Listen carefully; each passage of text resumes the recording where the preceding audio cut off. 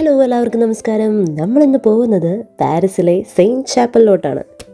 ഒരു സാധാരണ ചാപ്പൽ എന്ന രീതിക്കാണ് ഞാൻ ഇവിടേക്ക് പോയതെങ്കിലും വലിയൊരു ചെക്കിംഗ് ഒക്കെ കഴിഞ്ഞിട്ടാണ് എനിക്കതിൻ്റെ ഉള്ളിലേക്ക് കടക്കാനായിട്ട് സാധിച്ചത്.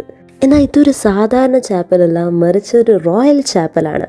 റോയൽ പാലസിൻ്റെ അടുത്തായിട്ട് 1248 സെയിൻറ്റ് ലൂയിസ് അഥവാ ദ കിങ് ലൂയി 9 ഇത്തരത്തിലൊരു ചാപ്പൽ നിർമ്മിച്ചത്.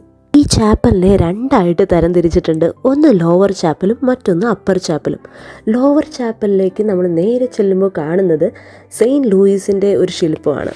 ഈ ശില്പത്തിൻ്റെ അപ്പുറം ഇപ്പുറമായിട്ട് സോവനിയേഴ്സിൻ്റെ കുറച്ച് കുട്ടി കുട്ടി ഷോപ്പുകൾ നമുക്ക് കാണാം. അതോടൊപ്പം തന്നെ കാണികൾക്ക് ഇതിൻ്റെ ഹിസ്റ്ററിയെക്കുറിച്ച് ബ്രീഫായിട്ട് ഡിസ്ക്രൈബ് ചെയ്യുന്ന ഒരു സ്ക്രീനും നമുക്ക് അവിടെ കാണാവുന്നതാണ്. ഇനി നമ്മൾ കാണാൻ പോകുന്നത് അപ്പർ ചാപ്പലിലെ കുറച്ച് വിശേഷങ്ങളാണ്. എനിക്ക് തോന്നുന്നു ഏറ്റവും കൂടുതൽ ആൾക്കാരെ ആകർഷിക്കുന്നതും ഇവിടെയുള്ള ഈ ഗ്ലാസ് വർക്കുകളാണ്.